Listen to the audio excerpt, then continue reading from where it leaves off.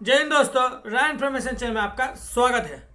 दोस्तों, the power of aircraft carrier part 1 मैंने video बनाया हूँ। आप इस वीडियो को मेरा यूट्यूब चैनल में जाके आप देख सकते हैं। अगर उसमें कुछ कमी होगा या अपना कुछ राय रखना चाहते हैं तो कमेंट बॉक्स में ज़रूर लिख के भेजिएगा। मुझे आपका कमेंट का बहुत ज़्यादा इंतज़ार रहेगा। तो वीडियो को देर ना करते हुए आगे की वीडियो शुरू करते हैं। दोस्तों, मैंने आपसे बताया था कि एक देश अपना नेवी में एयरक्राफ्ट कैरियर क्यों रखता है और जासूसी में कितना सहायता करती है। देखिए, बात ये होता है जैसे कि हम लोग समझ लीजिए कोई कॉलोनी में रहते हैं। एक घर दूसरा घर का जासूसी करते रहता है। अरे भाई, क्या बना आज, क्या हुआ उनके बीच में, एक जासूसी। ये सोच हर एक इंसान में होता है और हर एक देश के राष्ट्र अध्यक्ष होता है, उस सबको मन में ये सोच रहता है। खास कर जब बात दुश्मनी देश होता है तो बहुत ज़्यादा हो जाता है। अपने मित्र देश की भी जासूसी होती है, लेकिन वो इतना फैलाया नहीं जाता। आपको लगे वो सब कुछ सही है, लेकिन वो आपका जासूसी करते ही हैं। कुछ भी करें लेकिन वो करेंगे ज़रूर।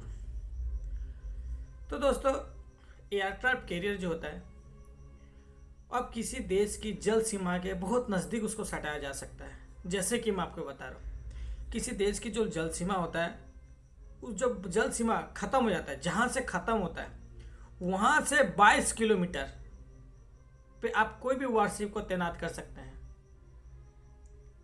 और उसमें रहने वाली जो मिसाइल्स होते हैं, जो टॉर्पीडो होते हैं, जो रेडार सिस्टम होता है, और उसमें जो फाइटर प्लेन भी होते हैं, हेलीकॉप्टर होते हैं, जो भी उसमें वेपन पैकेज होता है, उस सबका ऑपरेशनल रेंज बहुत ज़्यादा होता है। अब एग्जांपल हम बता रहे हैं। एक एयरक्राफ्ट होता है जैसे कि MiG-29 के, उसका ऑपरेशनल रेंज 1500 किलोमीटर से भी ज़्यादा होता है, 2000 किलोमीटर भी हो जाता है। अब वो क्या करता है, उसी देश की जल सीमा के ठीक 22 किलोमीटर के बाद वो वहाँ पर ऑपरेट करती है। उससे क्या होता है, वो आपके देश की सारा जासूस बहुत आराम से कर सकता है और दुश्मन देश को सारा डाटा सप्लाई कर सकता है। ज़रूरत पड़े आपको ऊपर अटैक करने में ज़्यादा देर नहीं लगेगा। अगर डिस्ट्रॉय से किसी देश पर अटैक करने में जितना समय लगता है, उससे कम समय लगता है एयरक्राफ्ट कैरियर से किसी देश को अटैक करने में, क्योंकि उसमें बहुत सारा चीज़ होता है। अब फाइटर जेट भी होते हैं, अवाक्स भी होते हैं। अवाक्स एक ऐसी जहाज़ होता है जिसे हमें टोही विमान कहते हैं। टोही कर रहे हैं मतलब जासूसी विमान जिसे कहते हैं हम लोग। वो आपका देश में घुसेंगे, आपका वहाँ पर जासूसी भी करेंगे और आपको उतना पता भी नहीं चलेगा। अगर एयरक्राफ्ट कैरियर में स्टेल्थ टेक्नोलॉजी का अगर फाइटर जेट हो तो सोने पे सुहागा वाला बात हो जाता है। तो स्टेल्थ फाइटर जेट क्या होता है, इसके भी मैं एक वीडियो बनाऊंगा। तो ये होता है एयरक्राफ्ट कैरियर में स्थित सारे वेपन पैकेज का पावर। अगर किसी देश का साथ कोई भी अगर दुश्मनी होता है तो वो एक बहुत बड़ा वारशिप को लेकर आपका जल सीमा का सामने रख लेता है। उस वारशिप के सामने बाकी सारे वारशिप पूरे बोलने लगते हैं। वो होता है एयरक्राफ्ट कैरियर। और आप ये मत समझ ले कि एयरक्राफ्ट कैरियर को मारना इतना आसान है। एयरक्राफ्ट कैरियर कभी अकेले नहीं चलते हैं, उसके साथ बहुत सारे वारशिप भी चलते हैं और हर एक वारशिप का ऑपरेशनल रेंज कई किलोमीटर तक होते हैं।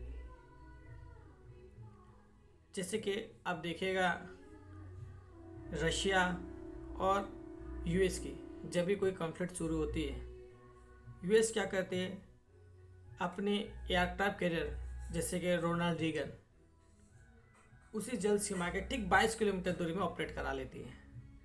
और उसमें जो स्टेल्थ फाइटर जेट होती है F-35, F-22 रैप्टर, वो क्या करते हैं, उसी देश की सीमा में पूरा घुस जाते हैं और सारे इन्फॉर्मेशन को कलेक्ट करके यूएस जो पेंटागन होते हैं सबको डायरेक्ट वहीं सप्लाई होते हैं।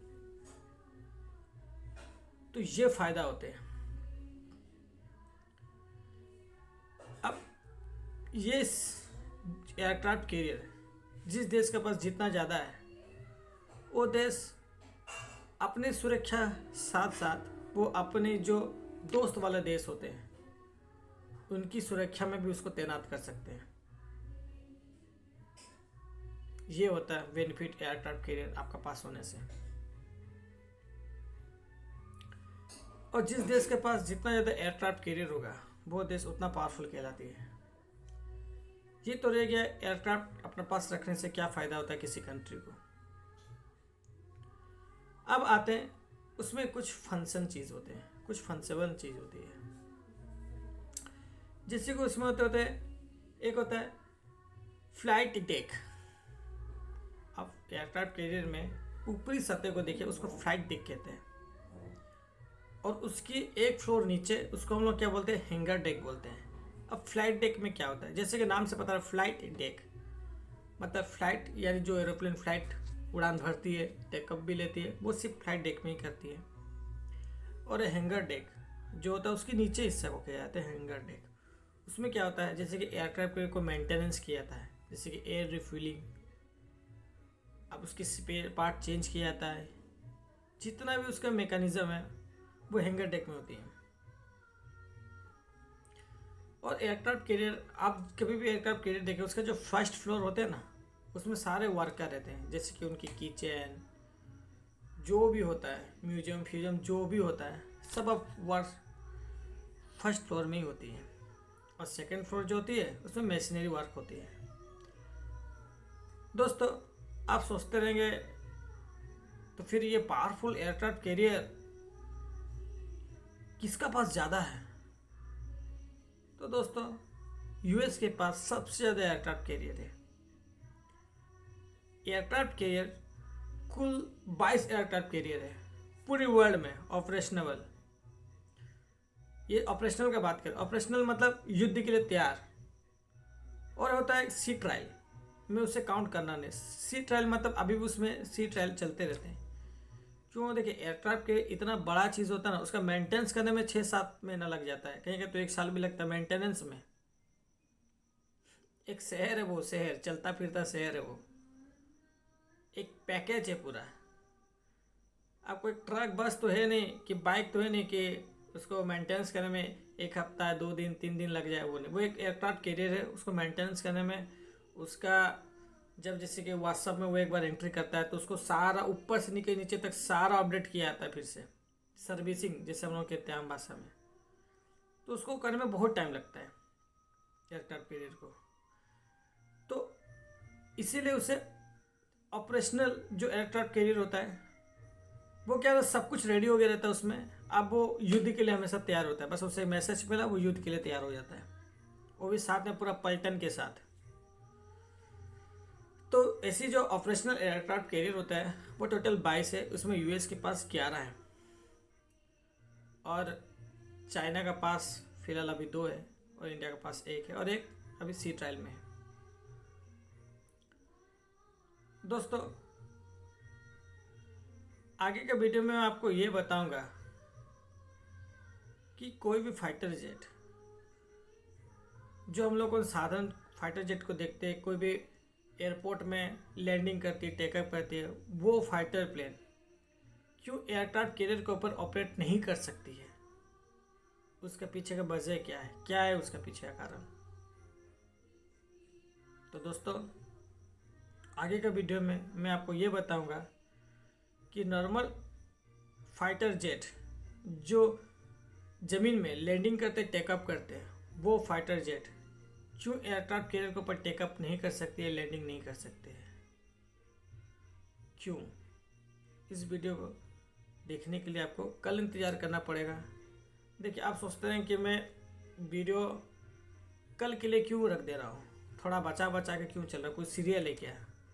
दोस्तों ऐसा बात नहीं है, अगर मैं 1 घंटा लूँगा सारा बता दूंगा ना, आपको ऊपर से बाउंस हो जाएगा, सारा चीज़ पार हो जाएगा, आपको मज़ा नहीं आएगा। अब थोड़ा थोड़ा जानेंगे आपको अच्छा भी लगेगा, बोरिंग भी नहीं लगेगा और आप अच्छा समझ भी पाएंगे। अब जैसे ट्यूशन आप पढ़ते हैं, 1 घंटा का ट्यूशन 2 घंटा का ट्यूशन होता है, एक ही बार आपको बोले 5 घंटा बैठ जाइए तो अब तो आपका ऐसे ही पेशेंस ख़त्म हो जाएगा। और एयरक्राफ्ट के लिए इतना बड़ा चैप्टर भी है कि मतलब इसमें इतना सारा चीज़ है कि अगर मैं आपको एक साथ बताऊं तो बहुत समय लग जाएगा। फिर मेरे को शॉर्टकट में सब बताना पड़ेगा ऊपर ऊपर, फिर आप उसका अंदर का डीपली चीज़ नहीं जान पाएंगे। दोस्तों, मेरा वीडियो आपको कैसा लग रहा है? अगर मेरा वीडियो में कुछ कमी है तो प्लीज़ प्लीज़ प्लीज़ कमेंट करके बताइएगा, और मेरा चैनल को सब्सक्राइब कीजिएगा और दोस्त लोगों को शेयर भी कीजिएगा। जय हिंद दोस्तों, गुड नाइट।